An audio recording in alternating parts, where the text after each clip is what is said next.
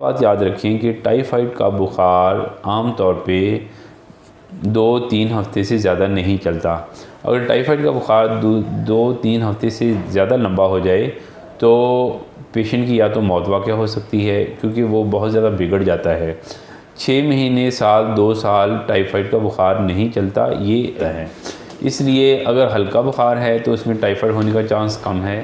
Typhoid پھیلنے کی سب سے اہم وجہ جسے ہم فیکو اورل روٹ کہتے ہیں، یہ ٹائیفائڈ بخار بتدریج کم بخار سے زیادہ تیز بخار کی طرف بڑھتا ہے۔ بعد ہاتھوں کو اچھی طریقے سے نہ دھوئیں تو ان کے ہاتھوں سے گندے جراثیم کھانے والی اشیاء میں شامل ہو جاتے ہیں۔ ڈاکٹر صاحب، ٹائیفائڈ کی کیا وجوہات ہیں؟ ٹائیفائڈ بخار کی سب سے اہم وجہ صفائی ستھرائی کا نہ ہونا ہے، پینے سے پھیلتا ہے۔ ڈاکٹر صاحب، ٹائیفائڈ سے بچاؤ کیسے ممکن ہے؟ ٹائیفائڈ شروع تو اندریوں سے ہوتا ہے، لیکن اگر یہ بگڑنے پہ آئے تو تقریباً جسم کے ہر آرگن کو یہ ڈیمیج کر سکتا ہے۔ اس کو مشورہ دیتے ہیں کہ وہ ٹھوس غذائیں نہ لیں، کیونکہ ٹھوس غذائیں ہضم ہونے میں زیادہ ٹائم لیتی ہیں۔ کوشش یہ کرنی چاہیے کہ ٹائیفائڈ بخار کا علاج جلد سے جلد کروانا چاہیے۔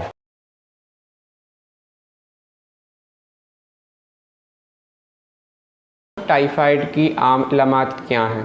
دیکھیں، جو ٹائیفائڈ بخار ہے، چونکہ یہ بخار کی ایک قسم ہے، انفیکشن کی ایک قسم ہے، آپ کے جسم میں جراثیم چلے جاتے ہیں، تو اس میں سب سے اہم جو علامت ہوتی ہے وہ بخار کی ہوتی ہے۔ ٹائیفائڈ بخار کی اہم علامت یہ ہے کہ شروع میں یہ ہلکا ہوتا ہے اور اس کے بعد دن بدن اس کی شدت میں اضافہ ہوتا رہتا ہے۔ ٹائیفائڈ بخار اکثر 103، 4 یا 5 تک بھی چلا جاتا ہے۔ اس لیے اگر ہلکا بخار ہے تو اس میں ٹائیفائڈ ہونے کا چانس کم ہے، اور اگر بخار پہلے دن سے ہی بہت زیادہ تیز ہے، سردی کے ساتھ ہو رہا ہے اور بغیر دوائی لیے وہ اتر جاتا ہے تو اس میں بھی ٹائیفائڈ بخار ہونے کا چانس کم ہے۔ تو ٹائیفائڈ بخار بتدریج کم بخار سے زیادہ تیز بخار کی طرف بڑھتا ہے اور کچھ دنوں میں شدت اختیار کر جاتا ہے۔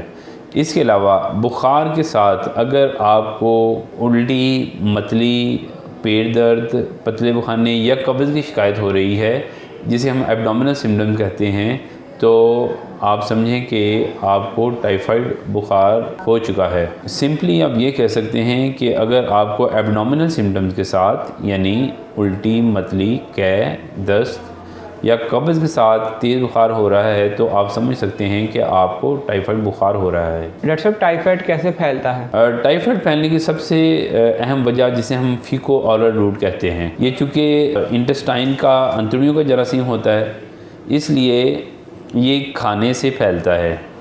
تو جن لوگوں کی انتڑیوں میں ٹائیفائڈ کا جراثیم ہوتا ہے، جب وہ پخانہ کرتے ہیں تو ان کے ایکسکریشن کے ساتھ ٹائیفائڈ کا جراثیم ریلیز ہوتا ہے، اور وہ اچھے طریقے سے ہاتھ نہیں دھوتے تو ان کے کھانے کے ساتھ یا ان کے ساتھ مل بیٹھ کے جو دوسرے لوگ کھا پی رہے ہوتے ہیں ان کے پیٹ میں وہ جراثیم جا سکتا ہے۔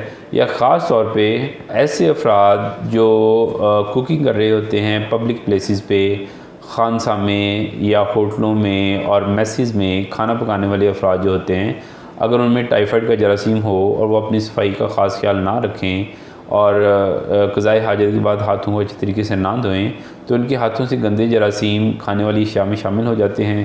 تو جو شخص بھی ان کے ہاتھوں کا آلودہ کھانا یا پانی پیے گا تو اس میں ٹائیفائڈ بخار ہو سکتا ہے۔ ڈاکٹر صاحب، ٹائیفائڈ کی کیا وجوہات ہیں؟ ٹائیفائڈ بخار کی سب سے اہم وجہ صفائی ستھرائی کا نہ ہونا ہے۔ اگر آپ صاف ستھرے رہیں، کھانا کھانے سے پہلے اچھی طریقے سے ہاتھ دھوئیں، اچھی جگہ سے کھانا کھائیں، باہر بازار میں رش والی جگہ سے، ٹھیلوں سے، ریڑھیوں سے اگر آپ کھانے سے پرہیز کریں تو ٹائیفائڈ بخار سے کافی حد تک بچا جا سکتا ہے۔ جیسے ٹائیفائڈ چھونے یا ہاتھ لگانے سے بھی وہ پھیلتا ہے؟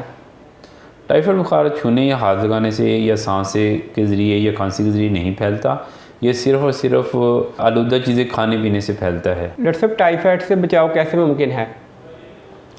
ٹائیفائڈ سے بچاؤ صاف ستھری عادات اپنانے سے ممکن ہے۔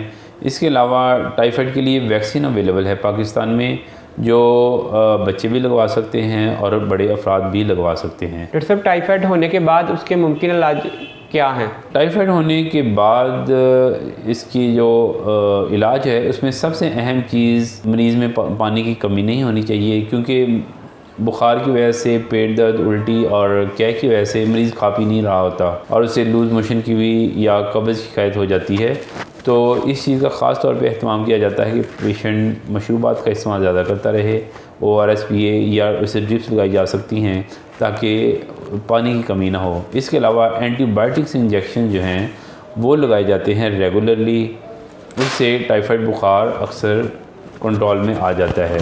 لیکن بعض دفعہ ٹائیفائڈ بخار بگڑ جاتا ہے یا بہت اچھے اینٹی بائیوٹک انجیکشن لگانے سے بھی کنٹرول میں نہیں آتا، اس میں پھر اسپیشل قسم کے اینٹی بائیوٹکس یا براڈ اسپیکٹرم اینٹی بائیوٹکس دینی پڑتی ہیں۔ ڈاکٹر صاحب، دوران ٹائیفائڈ ہمیں کن کھانوں سے پرہیز کرنا چاہیے؟ ٹائیفائڈ کے دوران چونکہ آپ کے معدے اور انتڑیوں کی سوزش ہوئی ہوتی ہے، اس لیے اس دوران میں عام طور پہ ہم مریض کو مشورہ دیتے ہیں کہ وہ ٹھوس غذائیں نہ لیں، کیونکہ ٹھوس غذائیں ہضم ہونے میں زیادہ ٹائم لیتی ہیں، جیسے گوشت وغیرہ نہیں کھا سکتے۔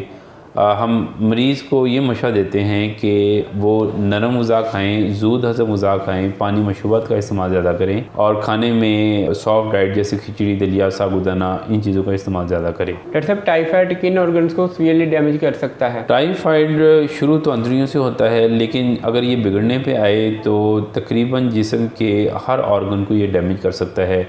زیادہ آپ کے اہم آرگنز جو ہیں اس میں جگر کو متاثر کرتا ہے، بعض دفعہ اس کی وجہ سے نمونیا بھی ہو سکتا ہے، اس کی وجہ سے گردن توڑ بخار ہو سکتا ہے، ٹائیفائڈ بخار ہڈیوں میں جا سکتا ہے اور جسم کے مختلف آرگنز کو یہ ڈیمیج کر سکتا ہے۔ اس لیے کوشش یہ کرنی چاہیے کہ ٹائیفائڈ بخار کا علاج جلد سے جلد کروانا چاہیے۔ ڈاکٹر صاحب، اکثر لوگوں کو ٹائیفائڈ بار بار ہو جاتا ہے، اس کی کیا وجوہات ہو سکتی؟ بار بار ہونے کی اہم وجہ تو یہی ہے کہ ان کے کھانے پینے میں اور ڈیلی روٹین لیونگ میں وہ صفائی ستھرائی کا بہت زیادہ خیال نہیں رکھتے۔ بعض دفعہ یہ بھی ہوتا ہے کہ ٹائیفائڈ کا جراثیم جو ہے وہ پتے میں جا کے بیٹھ جاتا ہے، ادھر جا کے سو جاتا ہے اور ادھر سے نکل کے بار بار جو ہے وہ انسان کے اوپر حملہ آور ہوتا رہتا ہے، جس کی وجہ سے ٹائیفائڈ بخار بار بار ہوتا ہے۔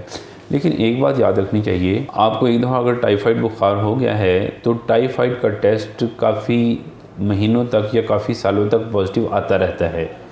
عام طور پہ دیہات کے ڈاکٹرز یا جو عطائی لوگ ہوتے ہیں وہ ٹائیفائڈ کا ٹیسٹ کر کے لوگوں کو یہ بتاتے رہتے ہیں کہ آپ کو ٹائیفائڈ ہے اور سالوں تک ان کے ٹائیفائڈ کا علاج ہی کرتے رہتے ہیں۔